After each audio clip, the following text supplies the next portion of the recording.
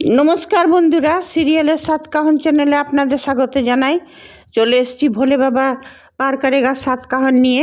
দেখা যাচ্ছে যে ওরা যখন হসপিটালে এলো, চৈতি তো আটকে নিয়ে নানা রকমের নিয়ে বিনিয়ে কথা বললো, স্বাক্ষর বাড়ি থেকে তো তোমাকে ডিভোর্স করবার জন্য 5 লাখ টাকা দিচ্ছেই, আমিও 1 লাখ টাকা দিব। ঝিল তখন ওইটাতে খুব রেগে গেল, বললো স্যাট আপ।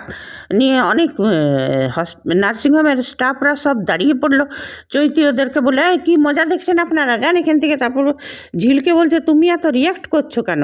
আমি সেই ভেবে দিইনি, আমি তো তোমাকে 1 লাখ টাকা দিতে চেয়েছিলাম এই জন্যেই যে তোমাকে আমি বোনের মতন মনে করি, তোমাদের ব্যান্ডটাকে তোমরা আরও ভালো করো, আরও ভালো পারফরমেন্স করতে পারো, সেই ইনস্ট্রুমেন্ট কিনো, ওই জন্যেই দিয়েছিলাম তোমাদের।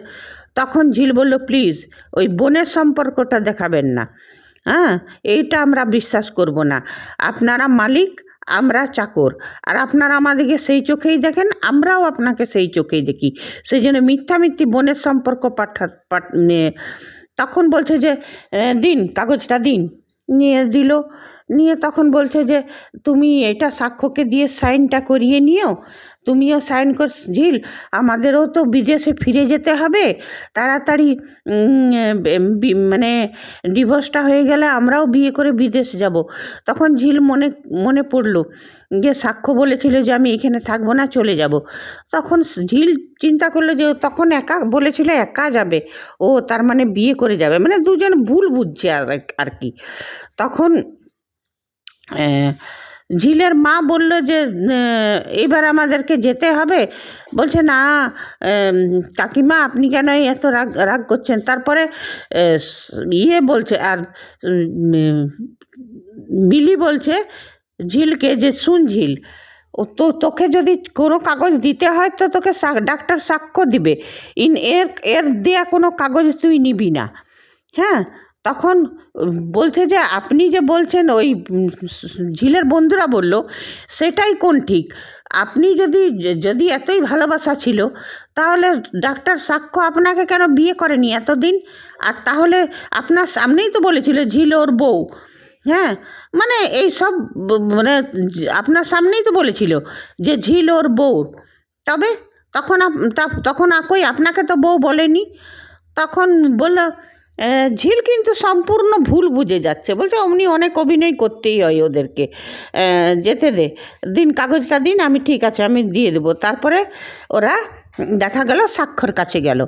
তো সাক্ষ্য বলছে যে, আর চৈতি তো নিজের প্ল্যানে সাকসেস হচ্ছে, ও তো খুব খুশ। নিয়ে তারপর যখন সাক্ষর চেম্বারে গেল, তো একটা রুগী দেখছিল, তারপর সাক্ষ্য ওই রুগীটা চলে গেল। সাক্ষ্য বলল, এত দেরি, তোমাকে আমি 12টার সময় আসতে বলেছিলাম, এখন 12:20, কোথায় এত দেরি করলে? তো বললো ওই চৈতি ম্যাম কথা বলছিল। তো বলছে চৈতির সঙ্গে তোমার এত কিসের কথা ছিল? তখন বলছে কেউ যদি কথা বলতে আসে তো কি কথা বলবো না? তারপরে ঝিলকে বললো যে তোমার এখন কি মানে কেমন আছো, জ্বরটা কেমন আছে? ওর মাকে জিজ্ঞেস করলো, দিদিকে। তখন বললো যে জ্বরটা তো ছিল, রাতে অনেক জ্বর ছিল, ওষুধ খেয়েছিল, তারপর সকালেও জ্বর ছিল, এখন ওষুধ খাইয়ে নিয়ে এসছি। ঝিলকে বলছে যে তোমার কি হচ্ছে, কি কষ্ট?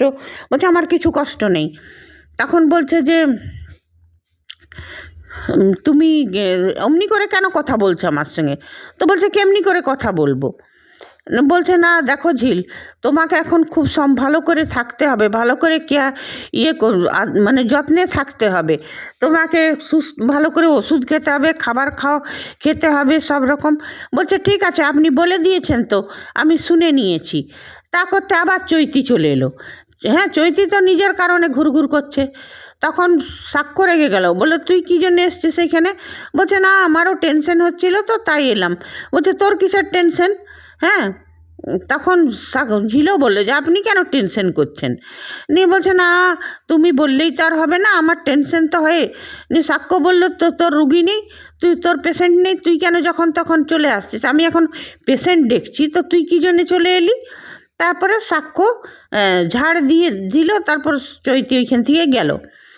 নিয়ে তারপরে বলছে যে মাকে দিদি, মানে ঝিল বলছে যে হয়ে গেল দেখা, তাহলে মাকে ডাকি। তা বলছে কেন, তো পেশেন্ট দেখার সময় তোমার মা কেন আসবে? বলছে তাহলে চৈতি ম্যাম কী করে এলো? বলছে চৈতি যেমন এলো তেমনি ওকে তো আমি চলেও যেতে বললাম। বলছে তবুও তো এলো। তখন বলছে তোমার সঙ্গে আমি তর্ক করতে পারবো না। তখন ঝিল বলছে হ্যাঁ আমি তো খারাপ মেয়ে, আমি তো তর্কবাগিস মেয়ে, আমি তো তর্ক করি বাচাল মেয়ে। বলছে অমনি করে কেন বলছো ঝিল? বলছে দেখুন আমার উপর অত সহানুভূতি দেখাবার দরকার নেই। আপনি অপারেশন করে দিয়েছেন, আপনার দায়িত্ব শেষ। আর আপনি যার জন্য অপারেশন করেছেন সেটা আমি দিয়ে দিচ্ছি বলে এই কাগজটা দিয়ে দিল। তো সাক্ষ্য আবার মনে করছে যে ঝিল ওকে বোধহয় চিঠি দিয়েছে, ভাবছে মনের কথাগুলো চিঠিতে লিখে দিয়েছে। বলছে কি আছে কাগজে? বলছে সে আমি চলে যাব তখন আপনি পড়ে নেবেন। সাক্ষ্য তো ওইটাই মনে করছে যে এটা, তবে সাক্ষ্য কী করে মনে করলো কোর্টের কাগজ আর চিঠি দুটা কি একই রকম হয়? সাক্ষ্য দেখে বুঝতে পারলো না, অত বড় ডাক্তার কি জানি বাবা, মানে এলজির গল্প তো। নিয়ে সেই হোক, নিয়ে পরে এইটা নিয়ে তর্ক করতে লাগলো যে না আমি ঠিক আছি। তারপরে সাক্ষ্যকে চেক আপ করে নিয়ে পরে ওষুধগুলো লিখে দিল। তো বললো যে এই ওষুধগুলো আমি পাঠিয়ে দিব। তখন বলছে যে না পাঠাবার দরকার নেই, আমরা কিনে নেব। হ্যাঁ, বলছে কেন নিবে? ঠিক আছে আমি পাঠিয়ে দিলে অসুবিধা কোথায়? বলছে দেখুন আপনি যে জন্যে আপনার এত কেয়ার নিয়েছেন, এত সেবা করেছেন, এত ভালো অপারেশন করেছেন, সেই কাজটা হয়ে গেছে। তা আপনি কিসের জন্যে আমাকে আর কিসের জন্যে আপনি আমাকে মানে এত দায়িত্ব কর্তব্য করে যাচ্ছেন? তারপরে বললে জানেন তো আপনি খুব ভালো অভিনেতা, আপনি ডাক্তার ছাড়াও অভিনেতা হলে খুব ভালো হতো। আপনি এত সুন্দর অভিনয় করেন। বলছে অভিনেতা? কি অভিনয় করেছি আমি? বলছে সে থাক আমি কিছু বলবো না।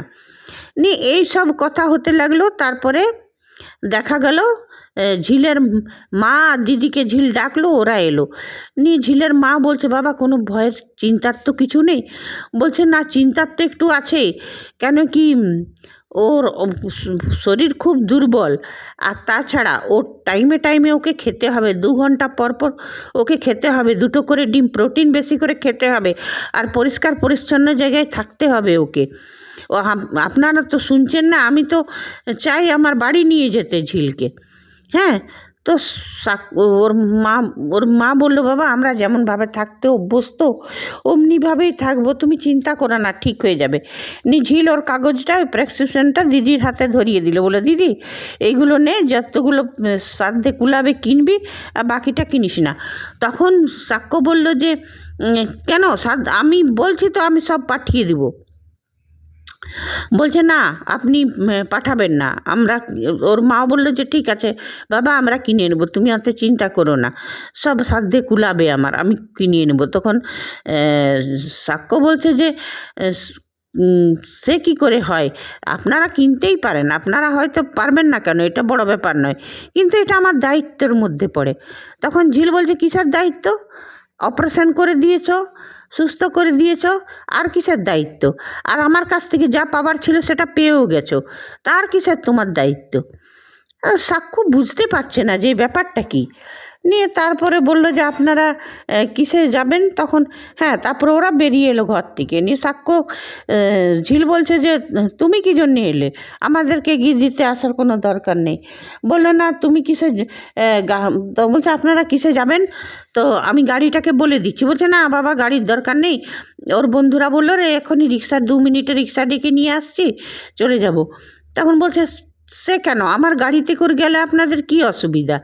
তখন বলছে বাবা অসুবিধার কিছু নেই, অভ্যেস কী জন্যে খারাপ করব, আমরা চলে যাব। তখন বলছে ওই ঝিল যাবে ওর দিদির সাথে চলে যাবে, এইটুকু তো রাস্তা, আমরা সব হেঁটে হেঁটেই চলে যাব। তখন মিলি বলছে না মা তুমি ঝিলের সাথে গাড়িতে চলে যাবে, আমরা হেঁটে হেঁটে যাব। তা করতে ঝিল না অজ্ঞান হয়ে গেল। সাক্ষ্য তাড়াতাড়ি ধরে ফেললো ওকে। তা করতে চৈতি চলে এলো। চৈতি তো ওই দৃশ্য দেখে নিয়ে ব্রহ্মতালু গেল জ্বলে। হ্যাঁ, ওইটা সাক্ষ্য ওকে যে নিজের বুকের কাছে ধরে রেখেছে ওইটা দেখে তো চৈতির মাথা খারাপ। নিয়ে তারপরে চৈতি তাড়াতাড়ি বলছে একটা স্ট্রেচার ডেকে দেবো। সাক্ষ্য বললো না না কোনো দরকার নেই, আমি এইটুকু তো রাস্তা আমি নিজের রুমে নিয়ে যেতে পারবো। করে ওকে পাঞ্জা খোলা করে সাক্ষ্য নিয়ে গেল, বেডে শুয়ালো, ঝিল ঝিল করে রাখছে। ওর মা কাঁদতে শুরু করে দিল যে এটা কী হলো। হ্যাঁ, সবাই চিন্তাতে নিয়ে কি বলে সাক্ষ্য দেখছে, বল ঝিল ঝিল করে ডাকছে, ঝিলের সাড়া নেই। ও তো অজ্ঞান। তাড়াতাড়ি ওর পালসটা মাপলো, তোর প্রেশার মাপলো, বলছে প্রেশার ফল করছে ওর, ওই জন্যেই। তারপরে চৈতি চলে এসছে, বলছে চৈতিও এসছে পেছনে পেছনে, কি হলো, ঝিল ঝিল করে ও ডাকছে। নিয়ে তারপরে ঝিলের অবশেষে চোখ খুললো। বলছে কি হয়েছিল ঝিল? বলছে কি জানি মাথাটা আমার ঘুরে গেছিলো তো। নিয়ে বলছে হ্যাঁ তোমার প্রেশার, তোমাকে দেখো ঝিল, তোমাকে খুব ভালো করে থাকতে হবে, যত্নে থাকতে হবে। বলছে ঠিক আছে, আপনি যেটুকু করেছেন অনেক ধন্যবাদ, আর কিছু করবেন না, আমি ঠিক হয়ে যাব। আপনার তো আপনি অপারেশন করে দিয়েছেন, আপনার ডিউটি শেষ, আর আমারও ডিউটি শেষ। তখন বলছে না সেটা সে বললে কি হয়, মানে চৈতি সব জায়গাতেই বাগড়া দিচ্ছে। তখন সাক্ষ্য বলেছে চৈতি তুই সব কিছুতে আসিস না তো। আর তারপরে ঝিলকে বলছে যে শুনো, তুমি না একদম কথা বলে না এইখানে, আমি তোমার ডাক্তার, তুমি একদম মুখে মুখে তর্ক করবে না। আমি তোমার ডাক্তার, তুমি আমার পেশেন্ট, আমি যেগুলো বলবো চুপ করে তুমি শুনবে। তখন চৈতি বলছে আচ্ছা বড় দরদ দেখছি, দাঁড়াও তো এই মজা দেখাচ্ছি। এবার চৈতি কি মজা দেখাবে সেটা তো আমরা আগামী এপিসোডে দেখব। এ তো হলো সিরিয়ালের কথা। তবে হ্যাঁ, এটা সত্যি কথা, আজকের এপিসোড দারুণ ছিল। আর চৈতির মুখে যে বারবার ঝামা ঘষে দিচ্ছে সাক্ষ্য, চৈতির তো লজ্জা বলে কিচ্ছু নেই। হ্যাঁ, চলে আসছে। আর এইখানে আমি বলবো যে এই যে চিঠিটা দিল, হ্যাঁ, এইখানে ঝিলেরও একবার বলা উচিত ছিল, কিংবা ঝিলের বন্ধুদের, ঝিলের মায়ের বলা উচিত ছিল যে চৈতি ম্যাডামকে দিয়ে আপনি ডিভোর্সের কাগজটা দেয়া করালেন ডাক্তারবাবু, আপনি নিজেও তো দিতে পারতেন। এটা চৈতির বন্ধুরা বলতো তো খুব ভালো হতো, কিংবা মিলি যদি বলতো যে আপনি তাহলে সাক্ষ্য সবটা মানে সবটা জলের মতন পরিষ্কার হয়ে যেত সাক্ষ্যর কাছে।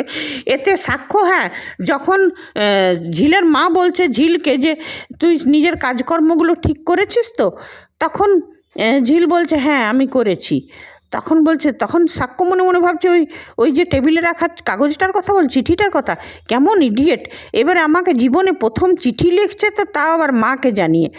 তো সাক্ষ্যরও দেখে নেওয়া উচিত ছিল যে ওইটা কোর্টের কাগজ আর একটা লেটার, লাভ লেটার, আর একটা কোর্টের কাগজের ফরক থাকে। তো কেমন ডাক্তার সে বুঝতেই পারছে না। এই সব জিনিসগুলো একটু হাস্যকর, একটু অবাস্তব বটেই। তবে হ্যাঁ, সিরিয়ালে এইটুকু তো গল্পের গরু গাছে চড়তেই পারে, তাতে কিছু না। তবে একটা কথা, আমরা কেউ দর্শকরা চাইছি না যে এই বিয়েটা ভাঙুক। আমি একটা কোথায় দেখলাম যে যখন সাক্ষ্য দেখলো ডিভোর্সের চিঠিটা, তো ও নাকি খুব অসুস্থ হয়ে গেল। মানে অসুস্থ মানে কি, জীবন মরণ সমস্যা। আমি দেখলাম একটা কোথায় যেন, মানে সোশ্যাল মিডিয়াতেই দেখলাম। তখন ঝিল এসে নিয়ে সাক্ষ্যকে বাঁচালো, আর সাক্ষ্যকে মানে হাত ধরে কাঁদতে লাগলো যে ভুল করেছি এইসব। তবে হ্যাঁ, এইটা যেমন যদি এইটা হয় তো তবে তো খুব ভালো হবে। আর চৈতি যেমন মুক্তি খাক সবার কাছে, এই চৈতি যে আগে দিয়ে দিল ডিভোর্সের কাগজটা, এটা যেন সাক্ষ্যর কাছে পরিষ্কার হয়, এটা লুকিয়ে যেমন না রাখা হয়। কারণ রাইটারের এই লেলজির তো প্রত্যেকটা সিরিয়ালে এই বটে না শয়তানকে বাঁচানো, তো এইখানে আমরা শয়তানকে বাঁচানো দেখতে চাইছি না। আর সাক্ষ্যর ঘরের লোকও কমসে কম চৈতির চরিত্রটা বুঝে যাক, আর ঝিলকে অ্যাকসেপ্ট করুক। আর ঝিল শুধু সাক্ষ্যকে ভুল না বুঝে নিজের বুদ্ধিটাকে ব্যবহার করুক। মানে চৈতি যে কত বড় ধূর্ত সাপের মতন, সেটা ঝিলেরও বোঝা উচিত। ঠিক আছে বন্ধুরা, আজ এতটাই। আগামী এপিসোডে দেখব যে চৈতি কী মজা দেখাতে যাচ্ছে, আর তারপরে আবার সাক্ষ্যর কাছ থেকে মুখে ঝামা খাচ্ছে কি না। কারণ আমার তো মনে হয় যে সাক্ষ্য ওকে ছেড়ে দিবে না, যখনই কিছু করবে সাক্ষ্যর মুখে ঝামা ঘষবে।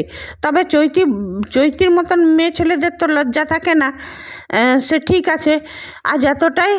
আবার চলে আসবো ভোলে বাবার 7 কাহন নিয়ে। আর বন্ধুরা, যদি আপনারা আমার সাথে সহমত থাকেন কমেন্ট করবেন, না থাকেন তাও কমেন্ট করবেন। ধন্যবাদ, বাই।